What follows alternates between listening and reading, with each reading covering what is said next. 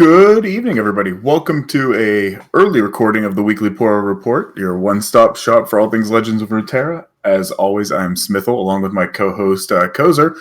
This week, we actually have an awesome guest, one of the best players in the game, in my opinion, Nolagold. So, Nola, thanks for stopping by the show. I know, you have a lot on your plate, so we really appreciate you taking an hour out of your day here. So, thanks for having me. So let's maybe go about this, because I know we know who you are, but there may be some folks listening to the podcast that aren't as familiar. Who are you? What's your involvement in the scene, your background, all that good stuff? All right, my name is Jody Keith. I come from a professional Magic the Gathering background via New Orleans, Louisiana. That's where I'm from. Got my Saints cap on.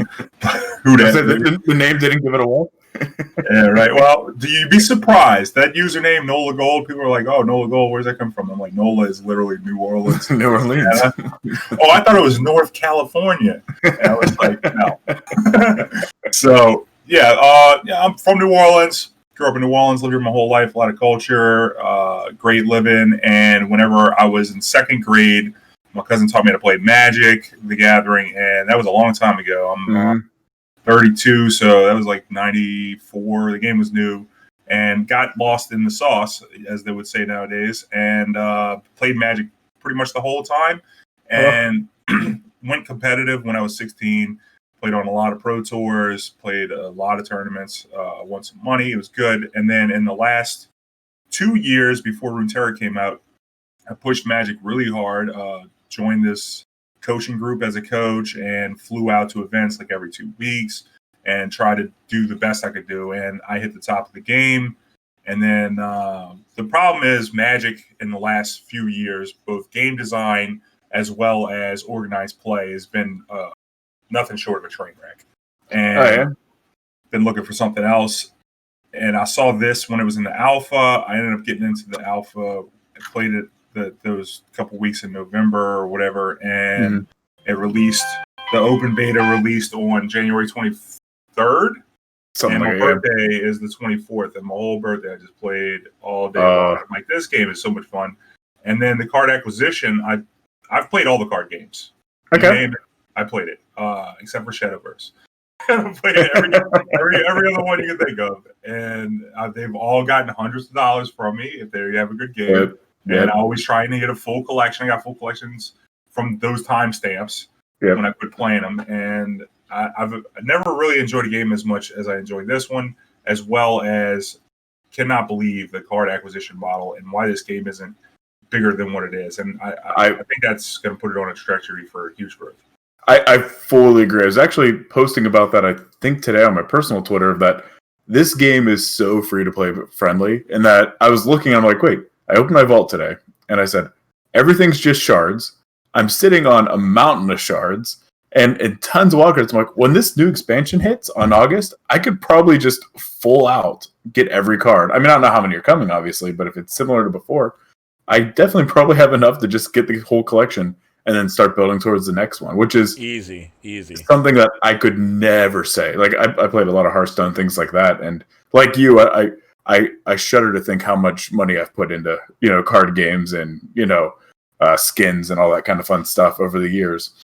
But it's nice because I feel like I don't have to drop $300 every 2 months or something like that on a deck or a set of cards. So yeah, I'm similar to you. I'm shocked that it hasn't kicked off as much in the community. But then again, new card games, I feel like people are a little hesitant to dive into them. So I think daily this is kind of proving its merits. Sorry. Oh, and then also what's cool is Riot's still getting hundreds of dollars from me because I got every skin, every arena, and I gotta have this pet. And it's genius because they allow people to play their game. And that was one problem I always felt with Magic is I like to play the older formats. Like the most expensive Magic card, the Black Lotus. I don't know how many hundreds of tens of thousands of dollars that's worth nowadays. But to be able to play that format, unless you're well off or well connected, and I was blessed that I was in good circles to be able to play those older cards. but it's just not achievable for a lot of players. So making You it answered open my question and then. competitive. You answered my question because my question was going to be if you played paper, played the paper game, or if you did everything online. That's really the crux of answering Smithel's question. Is the reason I came to LOR and left Magic is because Magic, its full name is Magic: The Gathering, and the problem is that if you take The Gathering out of the Magic, you find out that there's not that much Magic left. So with the whole COVID and all that going on, and they reasonably can't have these events anymore. Yep. And the digital space has always been just a place to test for the next big tournament I was going to, and not so much playing it for fun. I mean, I'd play it on stream. It'd be fun because I'm streaming, but I wouldn't play it off stream. And so it's just not enjoyable where the person-to-person interaction, the hanging out between rounds, smoker circles, BSing, telling stories, hearing stories. I love stories. I'm a storyteller. I drove a cab for 7 years in New Orleans on my YouTube. You got to be a people person then. Yeah. And so that's what I missed most. And you don't get that as much there. And to be fair, that's not an LOR thing at all.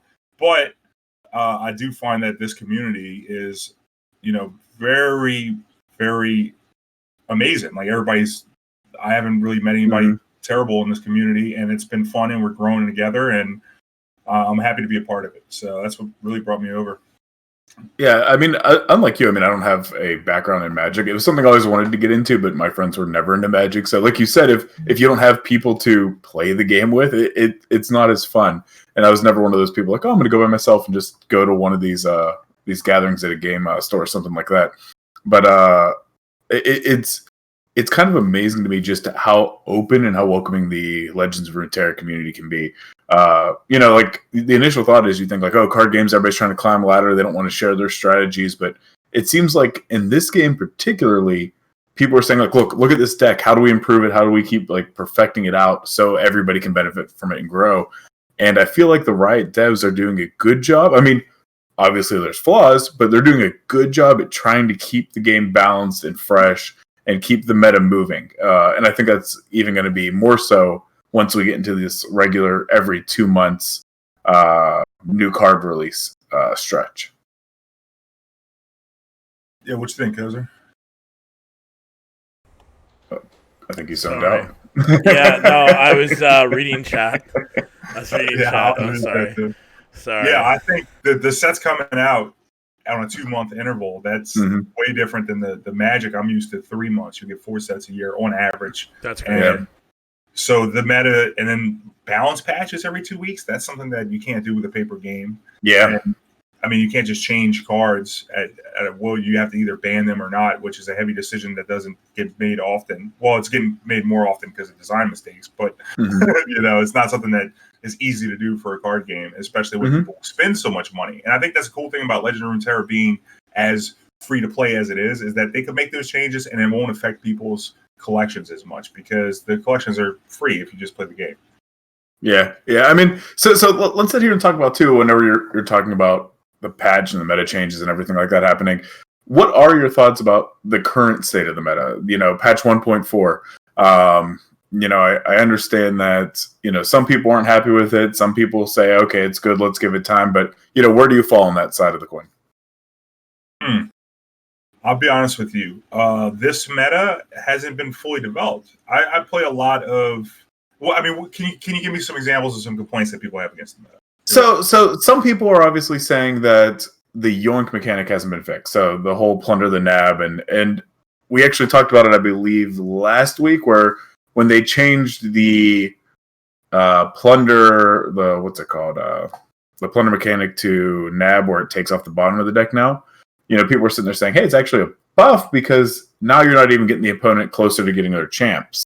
That whole top basically stays the same. So other than Freljord, it's a buff to the mechanic itself. So some people aren't too hot about that.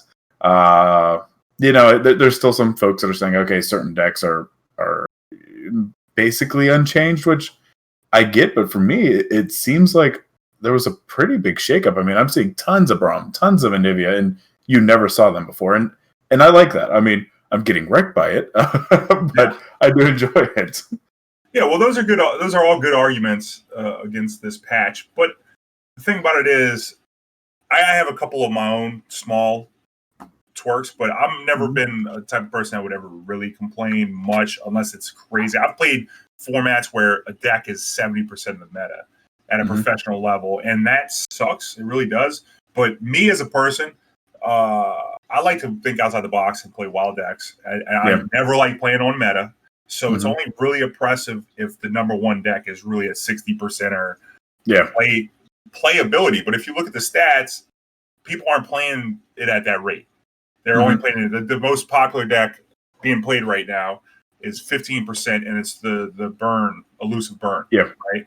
And that's 15%. That's an average deck for most metas. But it's only going to get better whenever we get more cards because the pool is going to get bigger. And then you're not going to see those strategies as much. If they are stronger, they will show up in larger numbers, but it's gonna if the pool gets wide and there's gonna be more decks. So, and that's another reason why coming from Magic, I like playing the older formats because the card pools are bigger, and that's gonna solve some of that problem. You're gonna see it less. It's a mechanic that they could fix. I do say that calling that a buff isn't that big of a buff. That your opponent after you nab on them, they draw their champ.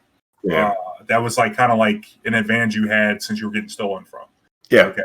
But that's not a big deal. I am a big proponent of the top deck pump because that's some digital only design space thing that I like about digital card games. And whenever you put and Trapper, I got second at Duels of Runeterra with that Trapper right after it got buffed from 2 power to 3 power and 7. And that card was completely nerfed just by the existence of NAB.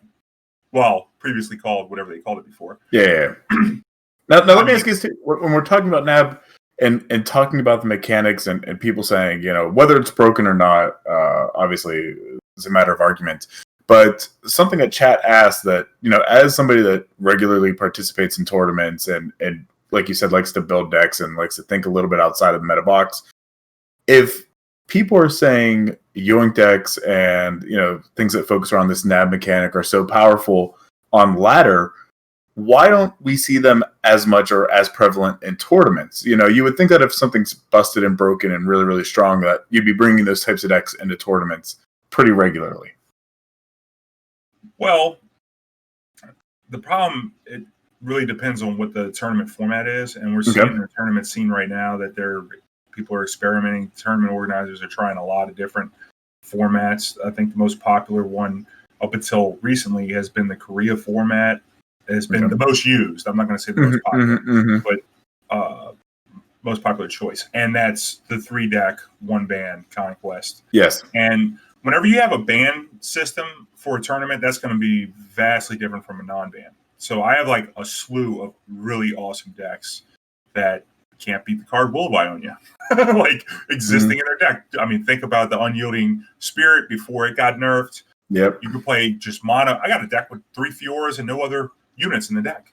And it just cannot play against a deck with Will of Ionia. So on the ladder, that thing, you're rolling the dice. You might as well, you see the Ionia logo, you could just go ahead and concede the game, save yourself 15 minutes or however long the game is. Real long if you have to do a full 20 with a Fiora. But anyway, so that the point being, with the bans, it changes everything because some cards just really have trouble against cards that are real popular in the meta. So they're going to bring that most popular meta deck, but you ban it, and then you don't have to worry about it anymore. So as far as NAB, how that works exactly for NAB, which my biggest gripe against NAB is that they didn't name it DAB. Missed opportunity. Yeah, they left that one. Just you got to redo a black market Merchant Earth then. Yeah, well, we get another patch in a week and a half, right? So we can dream. I mean, if y'all are watching over there, right? It's not too late, y'all. It's one character. It won't even cost you much work with the design. We'll get Andrew Yip on it quick. But in the tournament setting, I don't really know exactly where I place these NAB decks. I look at them as mid-range decks because generally they are. Sometimes they can have more aggressive draws, but that's the tenements of a mid-range deck is that you can play all ranges. You could be the control deck against the aggro deck, and you could be the aggro deck against the control deck. Short term. And the thing that makes it so powerful is the card advantage. And really cheating on mana is one of the most fundamentally broken things you can do in any card game. Mm-hmm. And it does it with the black market merchant very well, especially if you get 2 of them. And so also hidden information. So when you play in tournaments, you have open deck lists so you can see your opponent's decks. But the thing about it is the NAB mechanic, you don't know what they stole from you. So you have to play against a random amount of things. And I've definitely lost my fair share of games with my kick-axe Lee Sin deck not going in for the kill because they had stolen a card or 2 from me, and I didn't know if they stole my Will of Ionia. Yeah. Which I banned from their deck, from their lineup. Yep. So it's a tough mechanic. It really is tough, and I've played, but I think just from my experience as I understand the grievance against them, but my experience as a competitive card game player, I've lived through harder times. So, this is my boomer statement. It's not that bad, what I'm saying? But I think they're real grievances that and people can complain in the games early, so we have time to voice it. And the mechanics fairly new, so I don't think they'll change it too much. Honestly, I don't think it's too bad. You could change the stats on the cards with the mechanic, especially if you don't plan, but you might want to do something more fundamental because at some point you're probably going to put the NAB mechanic on future cards. So true, just name it sure. NAB. And so here, and so while we talk about tournaments too, so like I know you recently participated in the Giant Slayers tournament last Friday, and multiple ones before that. When we talk about what formats and everything like that are going around, is there a format that you prefer? What's your general thoughts about the tournament scene as a whole, and where do you want to see it move to? In your opinion. In my opinion, my favorite is the Brazilian format. And if it's similar to the Korean format, which lost its name, you have 3 decks, 1 ban, best of 3, right? And with the ban, the deck building restriction is different. I didn't mention this earlier, but you could. The general principle is that you can't have the same region repeat in multiple decks. Okay. And the Brazilian format's different in that you just can't have any cards repeat. So you can have 2 noxious decks, and this one's the top end, and this one's the low end. So you got like the Cullen Strike, big Vladimir Hakrum Harrowing deck, and you can play that, and it won't overlap with something else potentially.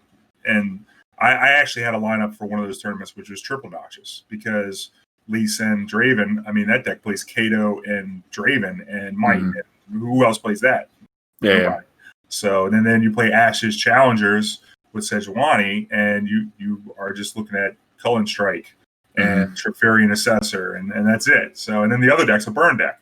So it gives more space for the meta. And like I said earlier, the bigger the card pool and the more options that are out there, the more creative people can be and the more decks there are, which gives it more of a ladder experience in a way, but add the bans whenever it comes to what people can bring, because you can bring all kinds of stuff. And it doesn't limit people on their collection. Not that collections are that hard to build, but some people do have trouble fielding 3 different decks with 3 different regions, or they build their collection and they're a free-to-play player, which is great. I got a free-to-play account on EU, and their collection has been built without that in mind, you see, and so they want to keep it free-to-play. It's nice that they just don't have to overlap the cards. It's great. That's right. That's true. That's a good way to think about it. I'm going to push on a little bit, and because, again, we could talk about this forever, and I know we got a lot to get to here in regards to the deck that you brought, because it's super interesting in my opinion. But one of the things that we like to kind of start the show off with is just a week in review. And, as our guest, if you wouldn't mind maybe kicking that off, just kind of tell us, what have you been playing since, maybe the last week or so? What decks are you trying to experiment around? Are you preparing for any tournaments? Did you participate in any? Which, again, we know you did. But just kind of give us a little bit about how your week's been. Okay, my week started after the patch notes a week ago. And look at the patch looked good. Made a patch video on YouTube. Great. And then I built a bunch of decks. I think I put like 12 decks on my Mobilytics the night before the patch was live. And the next day I spent testing because I was invited to the Giant Slayer fight night on Friday. And to give you a time frame, Wednesday, the patch went live at 10 a.m. I think I woke up in the afternoon because I had streamed overnight. So I had from Wednesday afternoon to Thursday night at midnight to submit my 2 decks for a new tournament format that hasn't been played by me and not that popular so far. So didn't have much time, and I spent that whole time that day and the next day playing off stream, testing, trying to figure out what to play in that tournament. And I ended up, I guess we'll get into that after. And then after the Giant Slayer, I played in the DOR on Saturday, played the first couple rounds. But my nephew came over on Friday after the Giant Slayer, and I hadn't seen him in a while. And so he was over all weekend. And I streamed during the day on Saturday for the tournament. He's 14. So he wanted to stream some Fortnite, and I set it up for him and let him stream Fortnite. That's awesome. So that was cool. Then Sunday, when I went to play day 2, I was playing the last round, and I didn't think I could top 8. And then my nephew wanted to go do something, and I had mostly been, not spending much time with him over the weekend. So I was down 2-1 in the series, and I just told my opponent, "Hey, look, you got the win," and went, left foot. Oh, that's awesome. That's cool. I mean, taking time with family, that's always good. So that's awesome. And I've been designing new YouTube videos and learning a lot about different things like that. I'm trying different formats, trying to find my voice in the YouTube content creation like I've never done before. So a lot of work, a lot of work. Yeah, and I do know that we do have a link to one of your YouTube videos and things like that. And so in the show notes and all that good stuff, we'll link out to your channel and strongly encourage everybody to kind of go check it out. Because, I watched a little bit of your content and it's cool. I mean, it's definitely good. I like how I think I'm watching the one that you brought today. You do a little bit of the deck breakdown, explain why everything's into it. So again, people that are listening to this, go check out the notes, do all that good stuff, and visit the channel. Hopefully you'll learn something. I know we certainly did.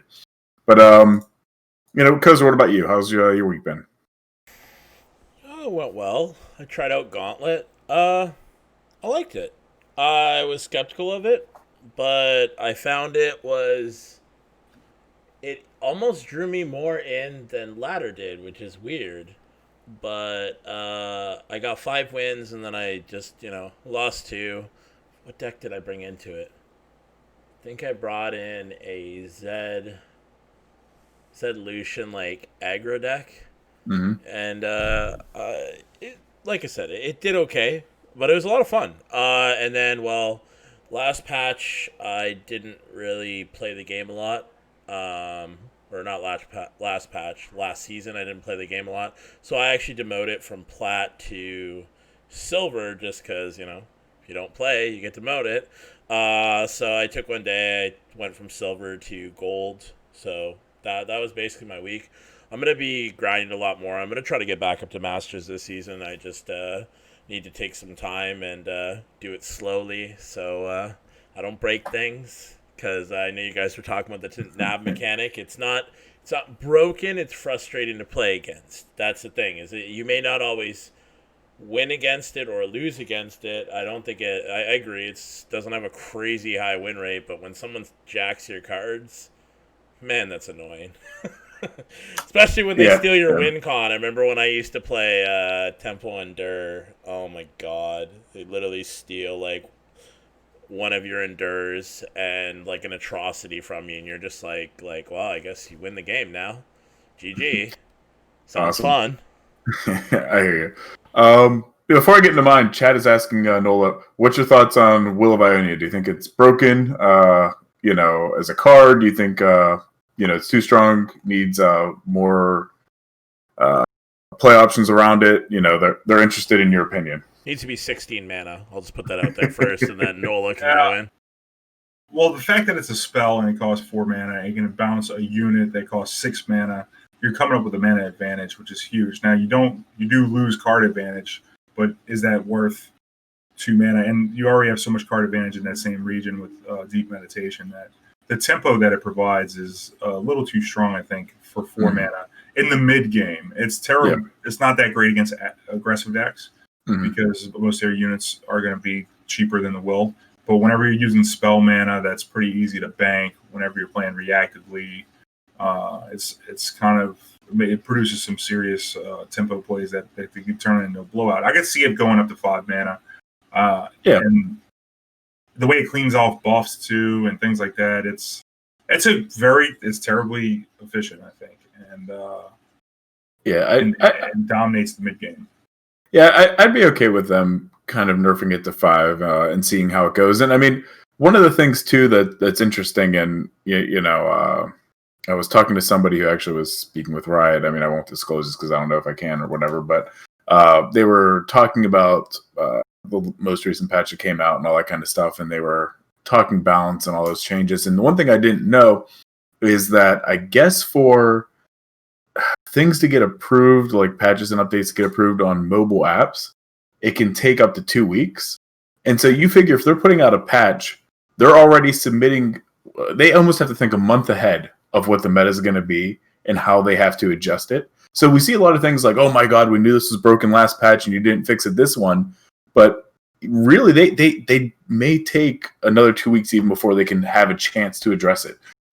So, I mean, it's something that I think as a whole, when we're talking about, what needs to be nerfed, what needs to be buffed, I'd hate for them to say, okay, Will's way too strong and over nerf it, because then it may be a dead card for, 4 or 6 weeks out until they get the data really to see how that influenced it and implement a patch or implement something, that goes out to all platforms. So, I mean, bringing it to 5, I think would be okay.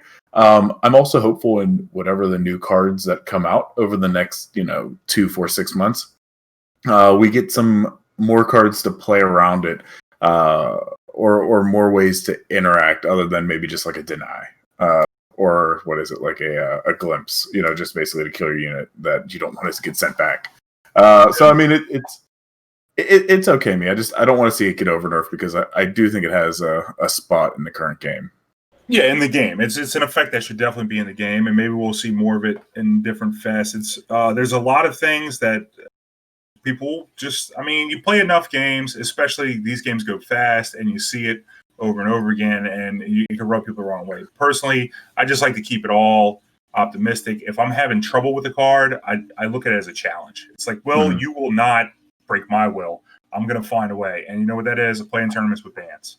Okay. And then also, you can also play units that it doesn't line up well against. Like the whole nab mechanic, if you play deep and they steal a jettison, you get a laugh at them. Oh, yeah.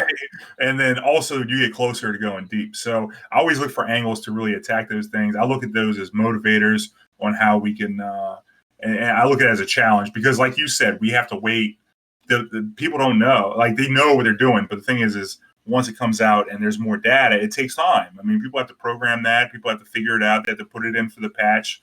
They have to run it by everybody. So it's not going to happen that week. But I do like that the patches come every 2 weeks, which is refreshing. And the one thing I will say too that hopefully calms people's fears about, like, are they listening? Do they really know what's going on in the meta? Is this individual, whenever we were talking, said that they could tell you down to the hour what the meta was and win rates on every single card, every single like archetype that way. So I mean, they said they walked away with a much better appreciation of the devs and the balance team and what they do. So hopefully, that's a good sign for folks and say, hey, look, they are listening. They are putting in the effort, and cards like Will are always being considered of, whether or not they're being too strong or need some way to kind of balance it out. So we'll go back on topic. Hopefully, chat, that answered your questions. And again, if you have any more, by all means, send them in. That's what this show's for. One thing I did want to add on that is, I 100% agree. Like, they need to change like something with like the mana costs, like 100%, like the five mana costs. Like when they took deny from 3 to 4, some people still say deny shouldn't be in the game. No, it should be. 4 mana, I think it did well. You can only cast up to 3 denies, and you can only run 3 denies in your deck when you're on 12 mana. So it's fair. When it was only 3, you could literally on turn 9 literally play 3 denies. So if you had them in your hand, like, your hand's pretty bricked if you have 3 denies, let's be real. Unless you're playing like Karma Azrael or something. You're pretty bricked on 3 denies. You don't want to see that shit. So I definitely think having it 5, it makes a huge difference. And to add on that, a lot of people don't actually understand that when it comes to patching games. Anytime you go into mobile or consoles, there's a reason why Fortnite still says early access. They did that on purpose so that they could push out patches all the time. so that they can I think they're officially out of it, though. They might be officially out of it, but because of Just that, now like the just like today. patches. But I think it's because the patches now they're happy with where the game state is, and they're happy to be only able to update the game like once. I think it's like almost once a month for console. There's certain laws and legislation to be able to do patches and be able to change content in your game. And there's a lot of legal stuff that people don't understand. They're just like, oh, fix the game, it's broken. It's like, they'll come around to it. They talked about it. We're not exactly happy with where it went, but it's like you said, they're basically releasing patch notes, and then 2 weeks later, they're already putting in the next one. They already have their cosmetic patch notes, and then they just add the bug reports. Like, they have these things set up, but it's like, there's more stuff that happens. There's always stuff to fix on a game. It's coding. It's zeros and ones. There's a lot of effort that gets put into it. So yeah, 100% agree that Will needs to be changed a little bit. I do like having bans in tournaments, but Giant Slayer was also really fun to watch without bans, and it made the tournament go pretty quickly too. Yeah. So it's hard to say what the perfect format is right now. We're still basically testing. Yeah, the way I view it is more formats for tournaments and things like that. The closer we are to kind of narrowing down onto what is the right one. You know, what is the one that feels good. So I think that's kind of a good thing. As far as my week was concerned, though, I mean, obviously still implied. I'm not try hard pushing anything. I'm just kind of experimenting with new decks. I got up to Plat 2, rubber band myself all the way back down to Plat 4. But right now it's one of those times I just don't get upset by it, just because I like this period of getting a chance to experiment. Plus, obviously, I knew that the first week, folks like Nolagold and Swim and all that were going to be Plat 4 too, and I knew I wanted them kind of out of my range before I start trying to climb, because I have no chance of competing against you folks. But yes, I mean it's been fun. The one deck that I keep hearing everybody saying like, "Oh my god, it's a god tier deck. It's broken. It's so good." And I have like an 0-7 record with it. Is this Braum and Nivea deck where basically the idea is just to keep rekindling and bringing back your Nivea and just have a board of like 4 or 5 Niveas just going strong. I cannot make that deck work to save my life. It used to be like Karma. It was interesting to watch. You literally had like so many of them on board. I get wrecked by it, and I'm like, I see how it's supposed to work, but why can't I do this? And I don't know what my weakness is on it, but no, I don't know if you've played that deck or anything like that, but it has been a rough one for me. Yeah, that deck actually was one of the first decks I built out of the patch with the Nivea buff, the Braum buff, or rework. And I loved the Nivea when it was 7, but it wasn't good enough. Like they said in the patch notes, if you line it up right next to Nautilus, you tell me why this is the way this is supposed to be. Yeah. And Karma also. And so that deck in particular is mostly about it's more like a mid-range to control deck, I would say. Mm-hmm. And a Nivea is a weird card to play with because right now, especially, you might be having trouble because there's so much. I think Noxious is the best region right now, and there's so much Crimson. The Crimson package, as I call it, with the Demolitionist and the Disciple. The Disciple, and even some people play Curator, and so that single points of damage just really aren't pushing. And the 2/4 gets blocked, but at least now that it's 6 mana, and you can have ways to reanimate them with Rekindler the very following turn, because it's hard to play Anivia and then you attack and then it gets blocked and it didn't kill but maybe one thing, and then now you have an egg. And but Braum is there to really stabilize the board earlier than that. So yeah, and I think that's my issue with like Anivia too, is like I was so used to whenever she was 7 mana to try to hold on to her until maybe turn 8, turn 9. That way I can get closer to her level condition and saying, okay, I don't care if she dies. That I'm still in that mindset of like, do I play her at 6? Do I not play her at 6? Do I hold her to 10? Like what is the right call with her? Because to me, it starts feeling like a trap. Because like I could rekindle her, but do I want to? And it's a mess. Yeah, that deck is something, and Anivia, that's a tough one to play. It's a tough gauge. Personally, I think that it's better to take a more aggressive route if you can kill anything with Anivia's attack trigger. It's probably a good thing to do since you have more Niveas and you have Rekindler. Any deck with Rekindler like that, you could be more flimsy and you could be more aggressive with using. But again, you have to gauge the situation. But that deck's strong. against aggro, I would say with some life gain, you have the life gain spells, the grasp, the whale, the vile feast. That setup we see in Shadow Wilds has always been good against aggro. And aggro's 5 of the top 5 best decks, are pretty much aggro decks. And pretty much some form or fashion, and with only one being resilient to that single damage removal. And I think, the deck's strong, but it's not my play style, man. And that might just be the problem you got, Smithville, is it's just not what you like to do. If you don't like to do it, if you like doing something similar to that, which is what draw you do the deck, I think you'll love Zombie Ash. And if you haven't seen that deck is awesome. It's a lot of fun. Only played one game with it, but it was honestly a crap ton of fun. I don't think I've seen her play that deck. I'll have to look into it.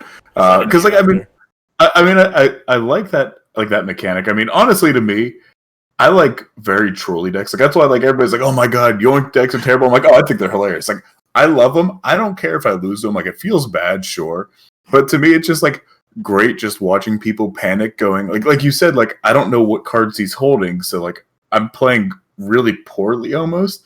Anticipating, you're like, oh, I pulled a trash card. I pulled a jettison out of your deck. But if I'm sitting here and always stopping at 5 mana, you think I have grasp. I can start playing my games with my opponent, and I love that. I absolutely love that mechanic. And I understand the frustration. I understand why people say it's busted. And yes, it maybe needs reworked, but I'm not on the board of people saying it just needs to be pulled. So to me, I'd rather play a fun deck than just saying, okay, I'm just going to go aggro every turn and just try to crank out as many games as I can. So I mean, right now, like I said, Deep's fun to me. I've been doing that. I'll definitely check out the Zombie Ash deck. I've been playing the Hecarim, what's it called? Vladimir? Callista deck. Oh, no, I haven't. I know what you're talking about, but I haven't played that, but I may have to. But yeah, I mean, basically, I love the deck. What is it? Where you do the Hecarim, and then you make 2 ephemeral copies of them, and you just basically okay, well, goodbye. One turn kill on them, so that's fun. But yeah, so I mean, it's interesting. But talking about fun decks and interesting decks, I know you kind of brought a cool one for us this week that maybe we want to dive into. Unless anybody has any further thoughts about the state of the meta or their week, I don't want to cut anybody off. Nope, I'm good. Awesome. So Nola, why don't you kind of walk us through what this deck is, why you brought it, why you like it, all that good stuff. And then we'll ask you all the normal questions. The deck, yeah, of course. That deck is a deck that I built. So, I like it, but it stemmed off of a deck that I liked previous, the Kick-Axe deck. I don't know if you have seen that deck with Draven, Leeson, Axes, and the Axes are free spells at the level of the Leeson. Well, I really like the interaction between Draven and Sonic Wave. Sonic Wave is great, giving Challenger to a quick attack unit, very big. And so with the Ren rework to where it's 4 mana quick attack, and whenever it strikes, you get the ephemeral in your hand. It's like another quick attacker, and then if you throw Zed in there, it just really piles on that Sonic Wave. It just gets really, really busted when all your attackers have quick attack. And then, one cool thing about generating card advantage out of the Ren is it gives you cards you can throw away to the Axe, and then since you're going to be a little more aggressive, even just flooding the board with 4/3s is kind of cool. And I previously played a deck in a DOR when Trapper got buffed, like I said, a Draven Katarina deck that played 3 Whirling Deaths. And the Whirling Death with Draven, getting the extra Axe, leveling up the Axe, is already something you kind of want to do with Draven. But now with Ren, the overlap there is great. Like Ren just kind of fitted together from 2 different decks that I really liked. It tied it together. The Axe, the Whirling, what's it called? Whirling Axe? Not Whirling Death?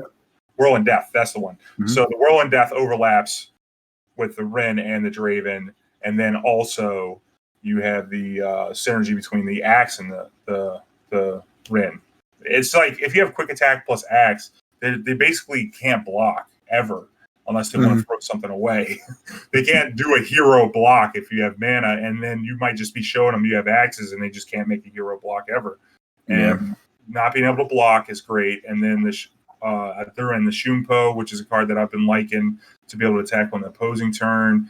And you have the Crimson package in it. So it's kind of got all kinds of good things going on. And I found some synergies that I liked, as well as Transfusion with the Crimson package. Works really well with Zed when it's attacking because you can buff the Zed off of the Shadow, which is pretty sweet. Mm-hmm. So, yeah, it's doing a lot of fun, cool things, man. And it's actually been winning a lot. I played it in the tournament in the DOR this past weekend, and I went 6-1 with the deck in games played. Oh, wow. I led with it the first game every time, won every time except for one. And I played it on the ladder, and it's been good. And I wish I would have, just had my list settled for whenever I played in the fight night. But I just was like, this deck is so unproven. There's no bans either. And they didn't have any bans in the DOR. But I was like, I'm playing a Zombie Ash. That's a meme. So I might as well have this other meme deck. But then I realized that there's more to this meme than that. Just like the Kick-Axe deck. That deck is very powerful against mid-range decks. And this deck really, it's weird to play a deck with that many champs whenever there's also another deck with the same faction that's aggressive. But it's doing different things, and it can play a bigger deck against the aggro decks, which is nice. I love it. Yeah, no. So let me ask you some basic questions we typically ask about all the decks people bring. Is what would you say the deck archetypes that this would do exceedingly well against, and then which ones do you think would have the biggest drawbacks and why? Okay. I feel that this deck is going to be very well positioned against most of the decks in the format. I think the hardest decks you could have to play against would be decks with freezes, like an Ash Sejuani deck, or something that actually plays Brittle Steel and freezes, because you have some pumps, but if you lead with them first, then the freezes can really blow you out. Harsh Winds, particularly strong against this deck, being able to mitigate the biggest advantage your deck has of being able quick attack. And so I don't find that any match is terribly hard to beat. It just matters mostly. It gives you the most play against your opponent, and I like that it engages the opponent in actually having to play this game. And it's not like I play these cards, what's going to happen. It's like how they block. It's really hard for them to block on any block, pretty much. If you bank the mana, if you represent mana, what you're doing, because since you scaled it up. I could see that some aggressive draws could be tough because your creatures don't block well. So unless you have a Twin Disciplines or a Transfusion to block with, that's going to be trouble. So certain aggressive decks are going to give you trouble that are like elusives, because you're not going to be able to block elusives. That's a problem. And actually, there was a question on Twitter that they wanted me to answer on this podcast, and for Viserius on Twitter.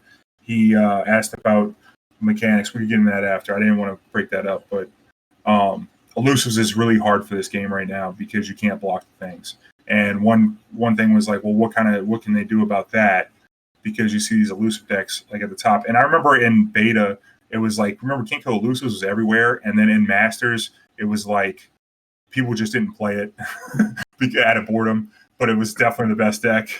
And so if you could bring any mechanic over from Magic, what would you bring to this game? I think Reach, which is basically in Magic a way to block flying creatures. Yeah, a creature that can block an elusive without being elusive would be. That'd be nice. If you had some way to catch an elusive thing, whatever you want, like Puro, Jar Carrier. I don't know what you want to call it, but if we had that for the game. So elusives gives this deck a lot of trouble. But if they don't have that elusive, both elusive decks, they're not all elusives. At least the more popular one, the Crimson one, actually plays units that fight on the ground. And I say fight on the ground. Sorry, that's like a carryover from Magic. Hey, we get what you mean. Elusive and flying are the same thing. Pretty similar. Yeah. So you can fight that aspect of it. If it depends on their draw. If they don't have a lot of elusives, then you can do it. Because the deck doesn't play any removal. You can play Cullen Strike in the deck, but it's mostly about gaining tempo from your pump spells, Elixir Rat, Twin Disciplines, and blowing out combats where your 3-drop is if they block with their 5 or 6-drop, and you gain a mana advantage like that. Plus, you're getting card advantage off your Draven and the Wren. So the deck can play semi-long, but it's not going to be able to play super, super long. Against a Nivea Braum can give you some trouble if your draws aren't great. So that deck's pretty well positioned against Draven, I'd say, because if they ever have a Fury of the North, then it's going to be hard for you to win a combat. Yeah. So those are the two decks that probably give the most trouble: aggressive elusive decks and Braum and Nivea. Well, now I one of have the a question about elusives, actually. Sorry to interrupt sure, go you, for it. Smental. No, go for it. So what do you think, like, you just said one thing about reach is, I've played Magic a little bit. Smental's Mhm. maybe played a little bit more than me. When I played against Fly, it doesn't seem like it's the most broken deck in the game. Doesn't seem like people are complaining about Fly being in the game. What makes it like that in MTG that could transfer over to LOR that you think would fix it without removing the card type? Like, we don't want to remove elusives from the game. I don't think they're that broken. Right. Shadow No. Assassin's the best card out of most of the elusives because of the card draw, but like, I don't think all of the cards are broken. They cost, some Right. of them cost a lot of mana, so It's not about broken. Look, nabbing isn't broken, okay? And like the fundamentally broken things you do in game is reducing the cost of mana, and also, I mean, that's one of the biggest things. Like, look at Heimer; it cheats on mana all day. That deck is one of the best decks because you literally get free units. Like Flash is like look what Flash does with Heimer.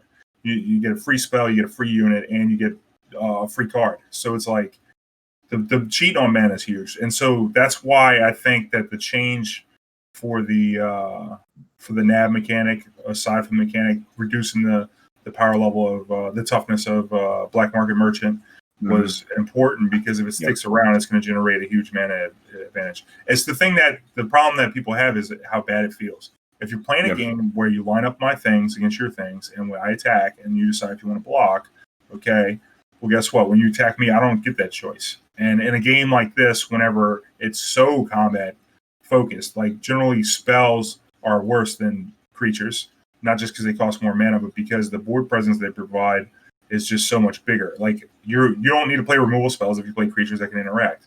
And people like that about this game. And whenever there's elusives there, and I don't think there's anything wrong with elusives because they're generally understated compared to their counterparts.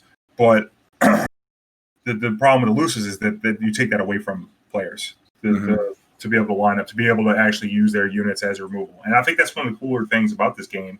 And similar to Hearthstone, where you can attack their units, it's what makes the games fun and easy and to roll through. And Magic doesn't have that problem as much because they actually have archetypes similar to, the closest thing is like Ezreal, where you don't have to attack, but it still has to play units because of the way the game goes. But there's decks that don't even play creatures, control decks that don't play creatures and kill you. But if you even look at the Karina control, it has to play 6 champions. You have to play Vi and all these things. So people get to interact with you, and the board is still going to do its thing, where not blocking just makes people feel bad. It's similar to getting their stuff nabbed. And I don't think there's anything wrong with it. Like you said, Kozer, I think you're right. There's nothing wrong with it. But, people are going to feel some kind of way. And it's not broken in the game. So people like some things, fixed a lot of people don't it. like some things. Yeah, like, I think they fixed a lot of elusives with some of the stat lines. Like, obviously, like, if you get hatchling down and you have a full board of elusives, like, you were gonna win the game regardless, even if it wasn't an elusive unit. And most of the time you'll get a board wipe anyways, even if all of your units weren't elusive, unless you're against, like, I don't know, a huge mid-range deck or something. You're basically going to board wipe them, and then they have to be able to replay their whole board next turn, or find a way to clear your whole board, because you're still going to have those units. The hatchling just buff them.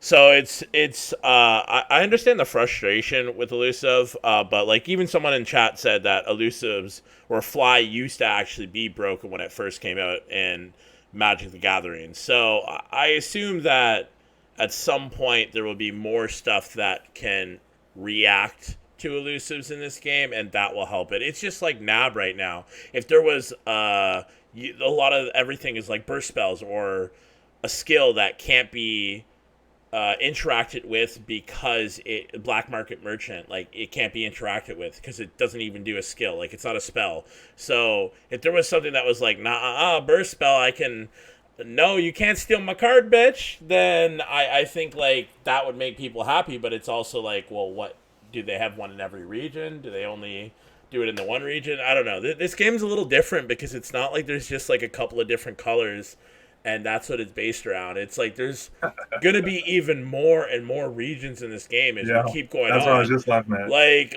literally, like we're at 7 regions. Yeah, 7 regions now. We're about to go to 8 in a month. Like, isn't that what it is? Isn't that like? Yeah, end of August. Yeah, like that's just crazy. Like, how are you gonna put like? It's not like you can add a Will of Ionia into every single deck, like every single region, and it's like it makes you think like they also shouldn't need to. Every region they design them to all have their strong points and their low points, and they're trying even harder every time that they do patches to make it very clear. Like Bilgewater does this, Ionia does this, like Freljord does this. Like obviously there are some regions that are underperforming, and I think they're doing a little bit to make Freljord a little better because it was one of the most underplayed decks before full game release, and now I think it's doing a little bit better. I definitely think Sejuani is making a huge difference on seeing Freljord into more region splashes, and a couple of the other cards like Fury of the North. Mm-hmm. Yeah. Yeah. So I'm excited to see what they do, but yeah, I guess you basically answered my question, so that's great. I don't know what exactly they can do to elusives right now, but I have a feeling they'll do more. And it's just like with Nab, like, yeah, it's frustrating to play against, but like, still not broken. If it was the number 1 deck, like Hearthstone has like 3 top decks, and that's basically what everyone plays. If you're not playing one of them, you're not going to win the game. You're basically going to lose. And there's a lot of other card games that are like that too. So I think we have a very healthy meta in LOR. Is it a game for me to not get angry at? Absolutely not. It frustrates the crap out of me. But for other people that are a lot more relaxed people, I think this is a great card game. And So getting back to your deck, and sorry, because I didn't mean to cut you off there, but like so one last question, and I think then we'll kind of move on. But one thing that we do typically like to ask is, generally, if somebody were picking up this deck for the first time and they were going to go try it out, what should they be looking for as far as mulligan strategy is concerned? Because we understand that's an area that many people have a weakness in, is knowing what to hold in hand. Okay, well, that's pretty important. With this deck, there's a lot of, and I'm not sure what list you have posted. Oh, I see the list right here. Okay, so this list, you might want to change a little bit of the list. Like, you could mix around the might numbers, that Spirit Refuge is a throw in, deny. You could even play a single will. You can mix it around. The most important thing to have is the Draven Zed. The pump spells, they're all going to be to your liking. Sonic Wave is a 3 of, and so whenever you have an opener, you want to make sure you have a Draven, a Zed, or a Ren Shadowblade, some kind of action like that. I'm mulligan Demolitionist almost every time, unless I have Crimson Disciple and I already have one of my quick attackers. Draven's biggest fan is very interesting for this deck because if you have it, you should probably mulligan the Draven if you have a Draven in your hand. That way you can get its effect. And you also want to be careful not to over mulligan. Draven's biggest fan is just an interesting card because it allows you to get a Draven if there's not one in your hand or in play and put it on top of your deck from your deck. So you really want that effect. So I think you can mulligan away a Draven if you have a Draven's biggest fan. And if you have a Draven in your hand, you don't want to mulligan away too much if your hand's reasonable. And that's because you don't want to draw a Draven's biggest fan if you already got the Draven and you plan on keeping it. You see, so that's kind of different than what you would normally think for mulliganing. But that card in particular makes your mulligans, and having that card in your deck makes your mulligans quite interesting. But for the most part, Draven or Zed, you want that in your hand. You want one way to pump it or take advantage of it. So we're talking about a Twin Disciplines, a Whirling Death, a Sonic Wave. And I say one because you just need one because you play plenty in your deck.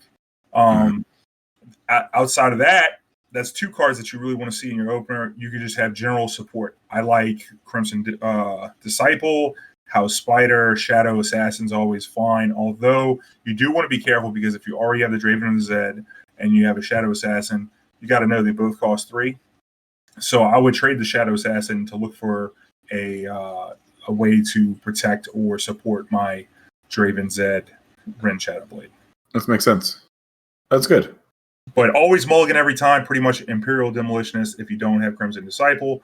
And you should always mulligan Might, or if you decide to play Elixir of Wrath, which I think is good, the 1-drop pump spell, I would always mulligan that too, because those pump spells only pump the front end, and they're usually there for closing.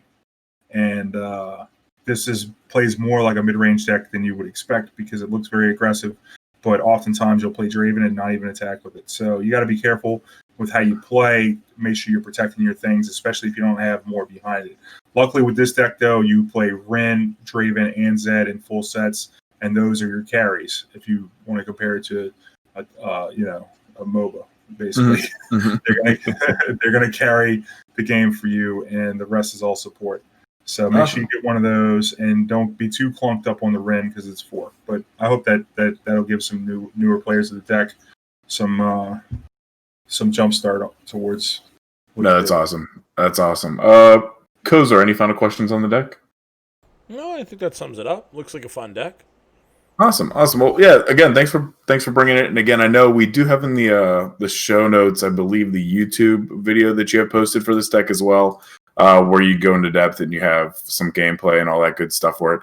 We'll be sure to post that, obviously, in the show description, all that good stuff.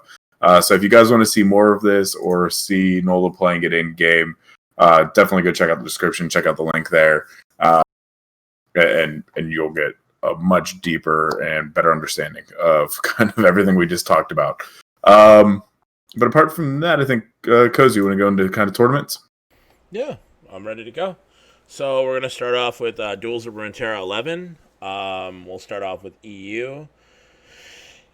They did a different format. Was it just for NA or was it both? Because it's weird because NA only had top 8 cut and EU had top 16. So is there a reason for that, Nola? I didn't follow the EU.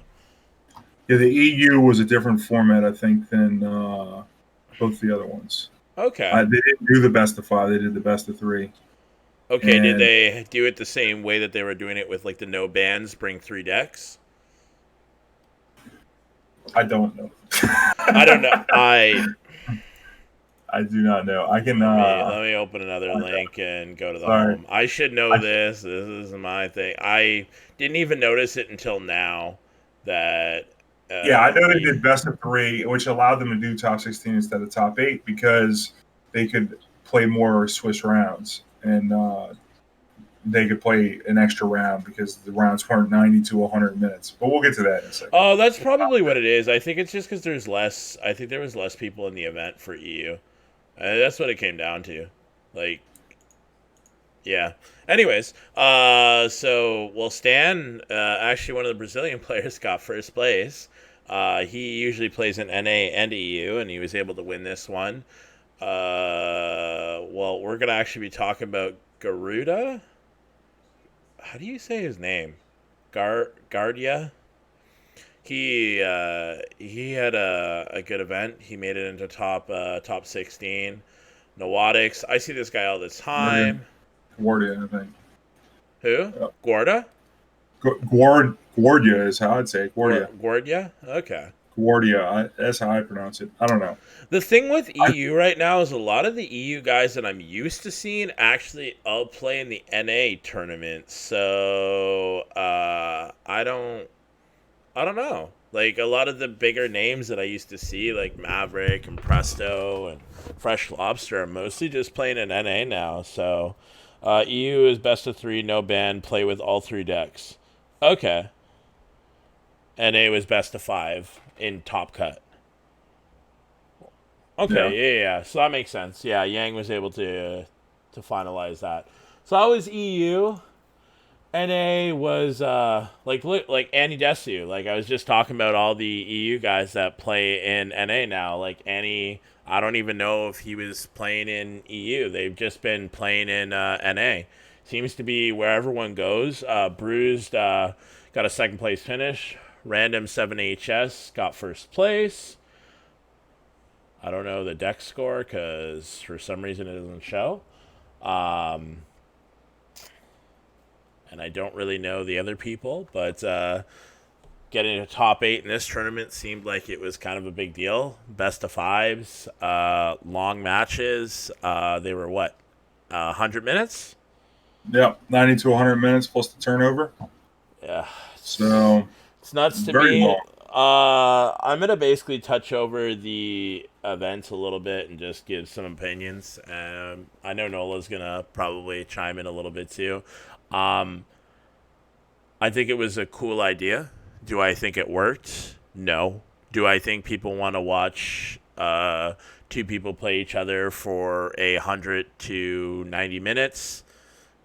Not really, unless it's like a grand finals. Like I really think that the matches were way too long. I hope that this was just a one-time format, which they did admit they're trying this out. They wanted to do something. I remember seeing something about it. People were giving some opinions. I know Maverick gave some opinions. I know some of Team IQ actually gave some opinions on what Maverick said, and I I hope that they don't reuse this format in the future. I don't know. What do you have to say about it, Nola? You were actually playing in it, so can imagine it was Yeah. probably a little frustrating to play with. Well, I was like I said, my nephew came over on Friday, and the tournament was on Saturday, and I stayed up all night, and I didn't get much sleep, and then I was like, you know what, 90-minute rounds. I could totally miss this tournament, but I'm a competitor, so I had to play it. And I played it, and guess what? They were 90, 100-minute rounds, and you just were hoping for the tournament to progress to where people would drop and the turnover would at least be a little faster. And they did have one round that started earlier than normal, but that's a long time, especially if you 3-0 your opponent. Because That's the truth. You're literally sitting around waiting. I didn't even think about that. Because now if you 3-0 or 2-0 your opponent in a best of three, you're waiting for maybe another 30 minutes, except for that one thing in the invitational that happened or whatever, that there was someone waiting in top cut for like almost an hour. Don't. Dude, There was a mirror match. I've waited for 4 hours before. Yeah, and Bracket before, so I've Wow. seen it too. Like, this is normal for tournaments. Like, if you don't have a time limit, this is how tournaments go. And there's certain games that you can't put a time limit on it. It's if you one bracket moves faster than the other because every game's a 2-0 or a 3-0, you just deal with it. Like, there's nothing you can do about it. But in this, there are time limits, and even then, you're still sometimes feel like 3-0. You're sitting around forever. Like, where you play 3 aggro decks and you 3-0. yeah, You play like literal 18 turns yeah. in 15 minutes or less, and it's a 100-minute round. I mean, you gotta find something else to do. Like, I'm on the stream, and literally while I was playing this tournament, between rounds, I played the zombie ash deck and grinded from plat to diamond. You're like, that's crazy to me. Like, that's nuts. Trying to kill time. Like, 4LW actually said Kuma already announced the format they will adopt for the next DOR will be best of 3, 2 decks for Swiss, and best of 5, 3 decks for Top Cut. All of them with no ban. Like, I'm a little bit better with that, but like, it's still a long Top Cut the second day. Like, dude, just do the fucking grand finals like that. Yeah, or maybe just the semis or just the grand finals. Just the semis or the grand. Well, that's the thing is that they keep it top 8. Sure, I understand that, but also this because of the event the way it was. The first day was long, and then the second day was just as long almost. And it's like that, like, because like let's be honest, in Swiss you're gonna play against some opponents that aren't as good as you, so matches might go a little quicker because they make some big mistakes in the game. Think too fast, play too fast, do stuff like that. Once you're starting to get to Top Cut, you assume that most of these players are there for a reason and they're good, and they didn't just get lucky and go 7-0 or what was the 6-1. Yeah, like exactly. No, 2x2, 1x2 made it in. Yeah. To the top 8. Yeah. If I would have won my last match, 2x2s would have top 8. Yeah, and that's crazy to me is that these I don't know. We'll see how it works. I'm not going to bash it until I see it. That's what I'm trying to learn with these tournament formats is until we see it, we play it. I'll probably ask you, as we'll be talking quite a bit in the upcoming days because of Team IQ. I'm Yeah. going to be interested to know how you felt about the next DOR and to see if you like the format and to see what most of the Team IQ players really think about it because I don't know. I'm interested to know if it's going to work and what they're going to do in the future. Like, yeah, best of 5 finals, cool. Semifinals, cool. Quarterfinals, yikes. Well, I can see that, but I think it's fine to do it this way. For the thing is how many people played in this last thing? I don't remember. It was like 70, 80, 90 players. They get anywhere from like 70 to 150 or something. And so you got to just figure that of these 8 players, there are only 8 out of 160. So that if you want to continue watching it, and from a spectator's point of view, yeah, I could see that. But like, as far as a player, it only affects the Swiss. If you they definitely needed to change the Swiss, and so like Yeah, once you're and out of they're the answering tournament, that. Yeah. now if you're in the top cut and it takes that long as best of 5, well, you're in top cut. Yeah, who cares? I get what you're saying, and it gives you. I do get it in Top Cut because it gives you more of a chance to redeem yourself.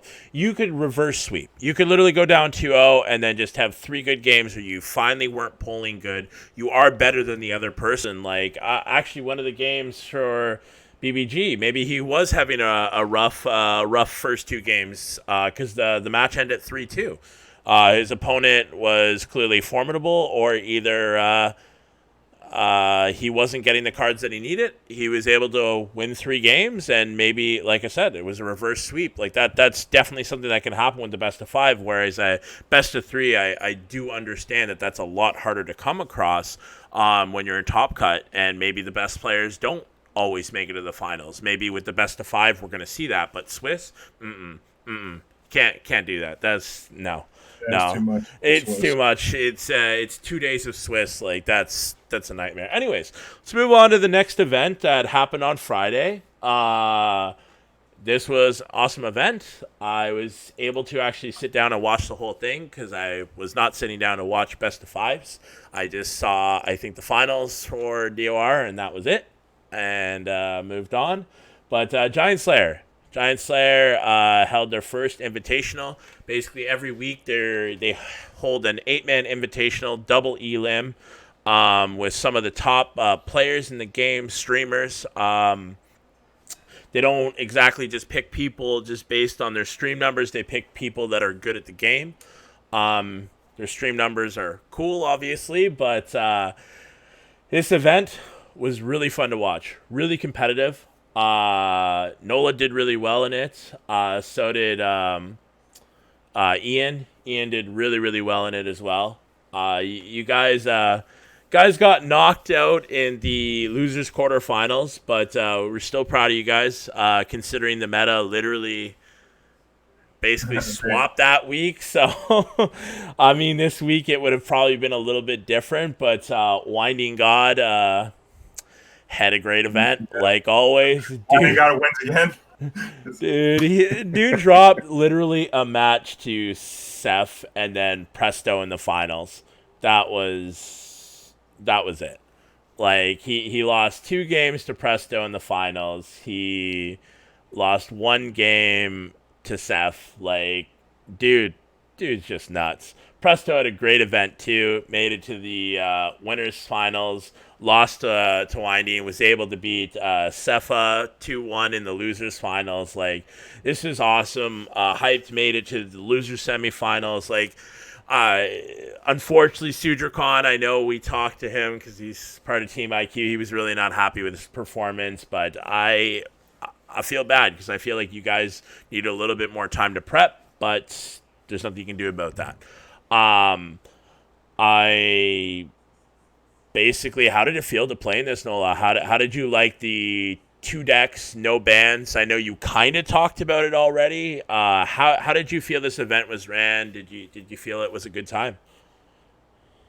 Yeah, I really like this event put on by Giant Slayer. The idea of having a very small invitational, 8 players, I know was I was very excited to be part of it, especially when you look at it, like you said, they pick the best players, and they don't go off of stream numbers exactly, and they don't go off of this. Like Whining God, he doesn't even stream that much. They just want the best players to showcase, and so I feel honored to be part of them. The first fight night, because we're going to see this every week, and I was hyped. I played against Presto, who until that point I was undefeated against by 1-0, and he beat me. And I had to play Lobster right after in the losers final. That was such a close game. I remember watching it. Yeah. Oh, dude, that was nuts. Well, the problem with, and this is going to segue into what I think about the format. The problem is Lobster was playing the same thing I just lost to. Because Presto and Lobster bought the same deck. And when you play a 2-deck no-ban format, you put up a deck, they put up a deck. If your deck wins, you put up the other deck. It's Conquest in that way. But I led with my burn deck. I played the burn deck, and I played War Mother's ramp. And the War Mother's deck has got a good matchup against that Anivia Braum deck that's popular in the meta right now. And then Ezreal Karma was the deck that Presto and Lobster brought for their other deck. And that deck is great against mid-range decks. We talked about it on the show tonight. Wow, what a surprise. Such a bad deck to bring to a tournament. Why would you ever bring that, especially when there's no bans? With no bans. That's what I'm saying. This is why I don't like this. I think bans are good for the tournament scene. But anyway. Just know Ezreal Karma should just not be allowed. That's all. Well, that kind of solves it, doesn't it? Well, generally people ban Ionia is probably more banned than anything else. But it allows for more creative deck building and all that. But this tournament did not have bans, so we played it, and it felt more like paper, scissors, rock. Because if I started with my burn deck, I would have beat the Ezreal Karma, and then I would have played the mid-range deck and lost to the War Mothers and lost to Ezreal Karma. But then I would have won the pseudo mirror against the other Anivia deck. And so whenever I played Lobster, it was really funny because I'm like, oh man, I'm just going to start with the burn deck this time. He's going to lead with Ezreal Karma, but he swapped it and led with the other deck. So I started off with a loss against Fresh Lobster and had to battle back against a good player and had to win a bad matchup in game 3. So I was really happy that I got over that because, that matchup is really hard. So when you win a tough game like that in a tournament and against one of the best players in the game, even though I lost the hype in the next round, I do think that, I'm happy, that I got to play because I like competition and it just feels good to play against, the best, and you got to be on your toes and you can't mess up like one moment. And so that intensity is something that I have sorely missed from leaving Magic. And it's nice to find it in the Giant Slayer. Although the format, I think the 2-ban, which is going to be the format for the DOR, the next DOR. And personally, I don't like that format because I like what bans do for everybody. Because if you ban, then it's great because, the conversation, half this podcast, we were talking about people's grievances with different mechanics in the game. And when they're pretty much built into one region, then you can isolate yourself from them and, make a safe space for your mid-range decks against these lineups, basically. So it's nice. I 100% agree with that. And that's the thing is this event, looking at it, paper, scissors, rock, man. Well, that's the thing though, is it's just when we asked, who did we ask? I think we asked, it would have been Yang. It was Yang on Thursday. We asked for predictions. And honestly, our predictions weren't exactly wrong. I think I said Winey would be in the finals, and I was right. I was hoping one of you guys would make it into the finals, but I understood that there's a lot of good players here. None of you guys from Team IQ can think, oh, I played like shit. If you would have lost to someone in Swiss, and you would have been knocked out after 2 rounds playing against Jim Bob, who's gold 3.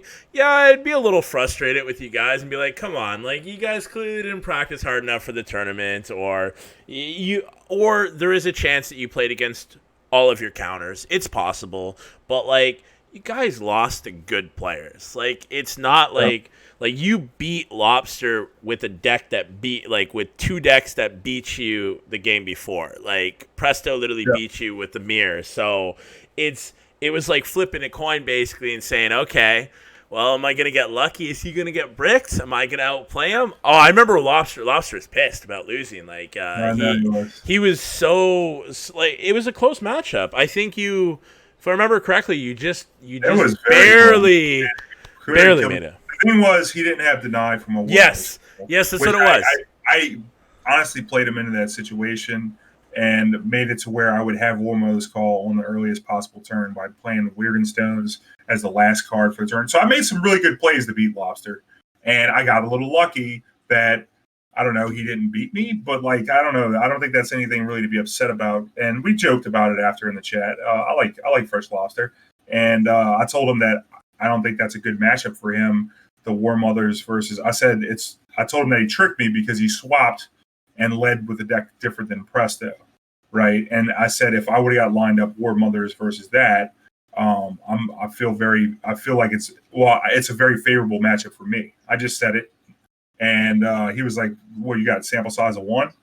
Which is true. I only have a sample size of 1, but I have like 20 years of competitive card game knowledge to know that the way these things line up are going to be favorable for the bigger deck. And it's just, so to be honest with you, I'm not surprised that he was upset that he lost. So. Oh yeah, he was a little malding on his stream, because I remember I tuned in after. Oh yeah. Hey, it's like anyone. SutraCon was not happy when he lost. You guys are all competitive. Like, if you guys weren't competitive, you wouldn't be in this event. This is the point. Is Casanova didn't pick the top people at Swiss. He picked people that usually make top cut or that win these events. I think the statistics were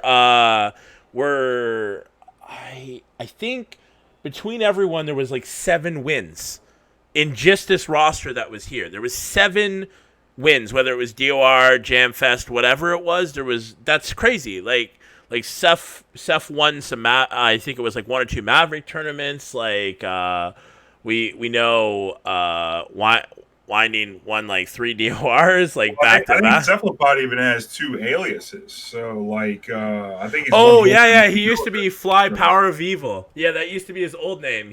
I think he had a 2nd place finish with that account. I don't think he ever won until he switched to Cephalopod, but I could be wrong. Yeah, well, he didn't get his first win until the Brazilian the BR. Yeah, that's what I thought. So this really fun event to watch. Yeah, I do get what you're saying with the bans. I also know what Casanova and the homies are trying to do with this. They want it to be different, and showcase more decks and less bans.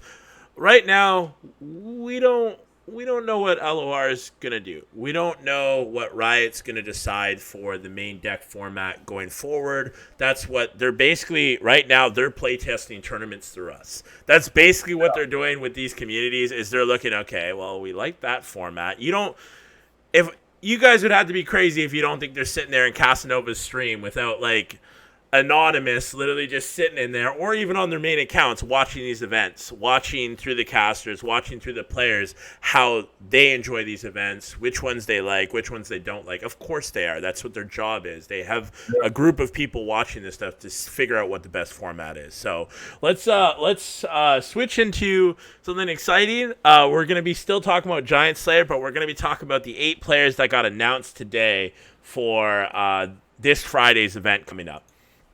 So 5 p.m. Eastern, it's going to be Winding God again. This is actually his Twitter account. Presto's coming back. So the way that the event works is that they bring back the top 2 players. As long as they want to come back and they can come back to the next week, they will bring the top 2 players from last week's in to be able to defend their title. Black Boss, one of our Team IQ players, is getting invited to the event. Really excited for that. Random's 7HS is coming to play. GD Maverick, Nick Make Plays, the guy that I can't say his name, Guardia. I'll just call him the homie. The homie's coming, even though I don't know him. He's the homie. Christmas time. This is going to be a really good event. I'm really excited. Let's go down the list. Let's go with some predictions. I always like to talk about predictions for this since it's going to be kind of like a weekly thing. It seems like it's going to be a weekly thing we can talk about on the podcast. Nice. So let's start with you, Nola. Who do you think's gonna take? Who do you think's gonna go into the grand finals? I don't need you to say who's gonna win. Let's see who do you think's gonna take it to the grand finals. Oh well, Black Boss, man. Black Boss is insane. I know he's my teammate, but I'll tell you what, he outplayed me in 2 events. Oh no, twice in the same event in BR Fest. And generally, you don't play the same person twice in a tournament, but when you catch them in Top Cut and they put you out in Top Cut as well, you know that they beat you when they get you twice in one day. I have since played him being on a team. We've done some playtest games. I played one game where I just made the most savage plays, and he just outplayed my outplays. So I've been really impressed with Black Boss, and I think he's just as good, if not better, than everybody in the field. He can definitely fight with all of them. And I think it's going to be a Black Boss Whiny God finals. Ooh, spicy. I like it. I think you might be right. But I'll give my predictions after Smithles. Let's go with Smithles. So you stole my prediction for Black Boss. I'm trying to think of who else, because I don't want to just say Winding, because I think that's all it's. I'm trying to think of who would I say is going to be the underdog or the one to come up and kind of take down the biggest names. I think I'm going to give it to Maverick. I think it's going to come down to Black Boss and Maverick. I think that those are both very strong players. And I think if one of them can bring down Winding God, I think it's going to be either of those two. So I know I'm Team IQ. I'm going to go against Black Boss. I'm not going to go with Winding. I'm going to completely mix it up. I know Random 7HS just came off that win. I've seen him in some other events, and I know he's done well. I have a feeling he's just going to have a good event. Don't ask me why. I just feel like he's going to have a huge event. And I agree. I feel like Maverick is going to make it to the finals. I hate to go against the homie, but I like to be proven wrong too, because it's not that I don't want Black Boss to win, but maybe if I don't say he's going to win, he is going to win. I don't know. I'm superstitious like that sometimes. So we'll see. I think it's anyone's event. If you really sit here and say out of top 8 players that it's a card game, let's be real. Any one of these players could bring a better deck, a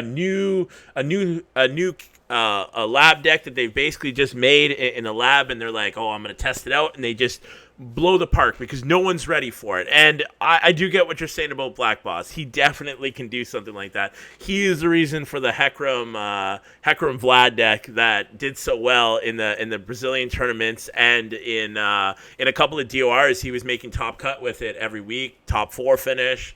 I think he made it to the grand finals with it, or someone else was, because I think it was a couple of the Brazilian players that were playtesting it. Yeah, he beat me in the top 4 with it. And then he went on to the finals and lost to Cephalopod when Cephalopod got his first one. Yeah, and like Mavnus said, like G-Day Maverick, I think is playing really well right now, and I do agree. Like I think that this tournament is open to anyone. Whining God scares the shit out of me though, because this man doesn't know how to fucking lose. And the problem with him is exactly what Yang said in chat. Yang said that he doesn't like to scrim or playtest because he's a for fun player. A for fun player that doesn't know how to lose tournaments is messed up to me. Like, how does someone say, like, unless he's trolling, like, it's a language barrier? I don't know. Like, are you serious that you're a for fun player? That doesn't make sense. I totally believe it. I believe what are you talking about? Kicking ass in tournaments is plenty of fun, I'm sure. Like, damn. So, No, I get that take. I don't know if he's just joking or not, but I always consider myself a very casual Magic player. And the problem is that what I say is, I'm a scrub that gets lucky. Okay, let's just say that. I mean, obviously, I'm really good at it, but it's I always play non-meta decks. Like, look at the deck I brought tonight. Nobody's playing that deck, and I love bringing non-meta decks. And I hate playing tier 1, S tier, whatever kind of tier rankings you use. If it's in the top 2 pages of a scroll, I don't want to look at it. And so I like playing fun decks that are unique, and I don't think that's what he's doing because he's playing Heimer, but I guess he's getting his fun from winning, which is at least half, right? Truth. I guess that's the one complaint about Heimer that I can get behind. The elusive turrets, I don't know how you fix them, because if you basically make them anything else, they're just gonna suck. So just swap the 4 and the 3. That's all. That's all you have to do. Make elusive 4 mana. There you go. Yes, but there are a lot of 4 mana cards that are also decent in the game, so it's like make it 16 mana, like I said before. It makes it very fair and unobtainable. So that's so I'm excited for the tournament. I hope Black Boss does win. Those are just my predictions and everyone else's. We'll see what happens. We'll see if Winding God can play for fun again and get another tournament win just for funsies, because that's messed up a little bit. But let's wrap up the show though, Smithel. I think we're good for this week. Awesome. So again, we'll appreciate you stopping on the show. I mean, it's huge. It just took an hour and a half out of your night here to come and school us in the game, so to speak. But we want to kind of open up the show now to you to let people know where to find you if they're not already following you on any kind of social media, or that, what would be the best way for folks to reach out to you? Well, you can check out my live stream on twitch.tv/Nolagold. And that's where most of my content is. But I also have a YouTube channel also underneath Nolagold. And if you want a one-stop shop for all of my stuff, you can follow me on Twitter at JodyMFKeith, which is going to change to Nolagold at some point. But also, you can come hang out in the IQ Discord. You can find me lurking in other Discords as well, the Masters Discord, Team IQ Discord. I'm in a lot of Discords. And but the best and easiest place to probably catch me on my live stream, which is almost every day I'm streaming right now. I think I take one day off. It's either Sunday or Monday, depending on if I make day 2. So you can find me there, Nolagold on Twitch. Awesome. And again, everybody, we're going to have all these links in the show description, all that good stuff. So check that out if you haven't already, for the 3 or 4 times I keep mentioning it, they're going to be there. Kozer, what about you, buddy? Where's the best place to grab you? Kozer88 for Twitter, Kozer88 for Twitch, YT Kozer88 for YouTube. Awesome. Again, guys, if you want to follow me on Twitter, it's at Smithel Gaming, twitch.tv/Smithel, although I have not been on that in a little bit, but hopefully we're going to set that game up as well. The show, if you're listening to the audio version and you would like to follow us live on any given week, you can find out when we go live if you follow our Twitter account. It's at Poro Weekly. Sorry, Kozer's making show notes. The show, if you want to watch live, it's twitch.tv/weekly Poro Report. Also, we do have a Discord community. We are going to be kind of revamping it. We haven't been giving it the love and attention that it deserves. So keep an eye out for that as we keep announcing what's going to be coming out of that in the near future. Also, before we go, Kozer is upset that we did not talk about Nola's shoe size. Giant ass feet. This man, you can't tell sitting in his DX Racer chair. This man is a giant. He is 6'5". His feet are size 19. I think he has a shoe with him. Can you show us that shit? Oh man, you really want to see my kicks, bro? Welcome to Life Before We Go Live with our guests. We still don't talk about shoe size. Not that big. The weird part is the shoe doesn't look that big. Well, that's because I'm that big too. Imagine, does your shoe go like from shoulder to shoulder? Like, you need to do the no, but that's the thing is like I can't tell how big it is because you're a big dude, but like you can, it's like you said, shoulder to shoulder. Like my boot only. I use scale. Not that you know what a magic pack is, but here's a pack of magic cards. No, that tells me enough. That's like the same size of a Pokemon deck. That's like, holy crap, those are huge ass feet. Pretty big, yeah. I basically have to get shoes whenever I see them. If I see them, I have to buy them, and then I don't care. Like I recently got a pair of green Adidas, and so I literally had to buy green clothes to match my shoes. Instead of the other way around, like I guess people do. But it's been like that since I was 11. I was 11. I wore an 11, and I grew a shoe size every year. And luckily, I stopped when I was 19. So. Oh my God, your parents must have loved your feet dealing with you when you were growing up. Well, anyways, let's end it on that. I just thought I forgot to bring it up at the starting, and I just thought everyone wanted to know how big he was. So again, everybody in chat, we appreciate you stopping by. We are going to throw the show over. We're going to raid another Casanova because it's his birthday. I meant to tell you that. I just didn't want to interrupt you during the show. I forgot it was his birthday. I was going to throw it over to Cosmic, but we'll throw it over to Casanova. Everybody jump over, wish him a happy birthday from the Weekly Power Report. But other than that, guys, thanks for stopping by the show. We will be live again next week. Hopefully you come back, and again, Nola, thanks for being on the show. Hopefully, you will come back on the show at some point in the future and catch us up with everything that's going on. You got it, baby. Thanks for having me. Awesome. Well, that guys, have a good week. We'll talk to you later. Take it easy.